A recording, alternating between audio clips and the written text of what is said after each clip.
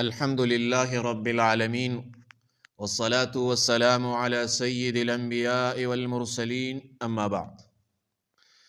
میرے محترم بھائیو، السلام علیکم ورحمۃ اللہ وبرکاتہ۔ لوگ سوالات کرتے ہیں نبی کریم صلی اللہ علیہ وسلم بشر ہے یا نور ہے؟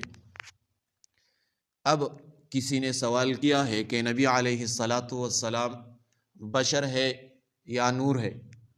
آپ دلائل سے جواب دیں۔ انشاءاللہ ہم دلائل کے ساتھ نبی علیہ السلام کا بشریت ہونا ہم دلائل کے ساتھ ثابت کریں گے انشاءاللہ تعالی۔ لیکن اس سے پہلے اگر آپ لوگ اس چینل میں نئے ہو تو برائے مہربانی اس چینل کو سبسکرائب کرے اور اس چینل کو سپورٹ کرے، لائک اور کمنٹ کرے۔ جزاکم اللہ احسن الجزا۔ بنیادی موقف یہ ہے، نبی علیہ السلام کے بارے میں بنیادی موقف یہ ہے، نبی کریم صلی اللہ علیہ وسلم بشر ہے لیکن عام بشر نہیں۔ آپ صلی اللہ علیہ وسلم بشر کامل ہے، اللہ کے نور ہدایت کے حامل ہے، مگر ذاتی طور پر نور یعنی مخلوقی نوری نہیں ہے۔ یہ موقف تھا، اس پر انشاءاللہ ہم دلائل پیش کریں گے۔ نبی علیہ السلام کی بشریت ہونے پر ہم پہلا دلیل پیش کریں گے۔ سورۃ کہف میں 110 نمبر آیت ہے، قُلْ إِنَّمَا أَنَا بَشَرٌ مِثْلُكُمْ يُوحَىٰ إِلَيَّ، کہہ دیجئے میں تم جیسا بشر ہوں، میری طرف وحی کی جاتی ہے۔ تو اس میں نکتہ یہ ہے کہ اللہ خود نبی علیہ السلام کو بشر فرما رہا ہے اور فرق صرف وحی کا بتایا گیا ہے، نور کا نہیں۔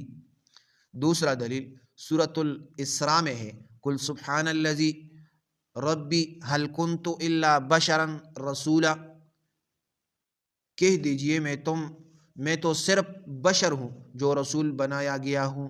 اگر بشر ہونا عیب ہوتا تو اللہ اس کو خود بیان نہ فرماتا۔ حدیث سے دلیل پیش کریں گے۔ حدیث میں آتا ہے نبی علیہ السلام نے فرمایا، انما انا بشر انسا کما تنسون، میں بشر ہوں جیسے تم بولتے ہو ویسے میں بھی بول جاتا ہوں۔ بول، نیند، بھوک، بیماری، یہ سب بشری صفات ہے۔ نوری مخلوق یعنی فرشتے میں یہ صفات نہیں ہوتا۔ نبی علیہ السلام کے بشر افعال یعنی عملی دلیل، آپ صلی اللہ علیہ وسلم پیدا ہوئے، کھانا کھایا، نکاح فرمایا، زخم آئے، بیمار ہوئی، وصال فرمایا۔ تو سوال یہ ہے، کیا فرشتوں کو زخم لگتے ہیں؟ کیا نور مرتا ہے؟ نہیں، یہ سب نور میں نہیں ہوتا، یہ سب بشریت کی قطعی دلیل ہے۔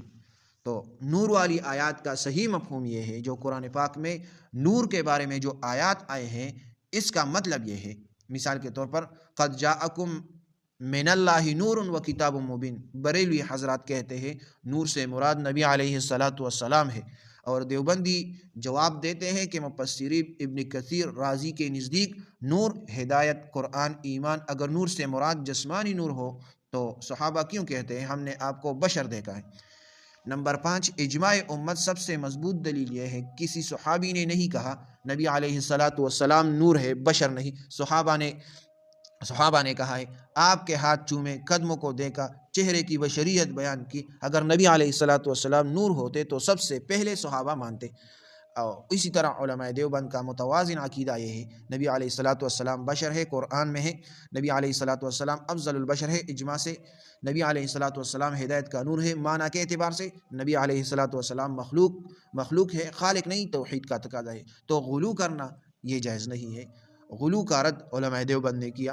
علماء دیوبند کہتے ہیں نبی علیہ السلام کو نور کہنا اگر تشبیہاً ہو، ہدایت تو درست، لیکن حقیقتاً مخلوقی نوری کہنا یہ صحیح نہیں ہے، قرآن، حدیث اور صحابہ کے خلاف ہے۔ تو بھائیو، جو نبی علیہ السلام کو نور مانتے ہیں یہ جائز نہیں۔ ہاں، اگر تشبیہاً ہو یعنی ہدایت کے ذریعہ بناتے ہیں تو پھر یہ جائز ہے، لیکن اگر اس کو حقیقتاً نور مانتے ہیں تو یہ جائز نہیں۔ جزاکم اللہ احسن الجزا۔ چینل کو سبسکرائب کریں، جزاکم اللہ۔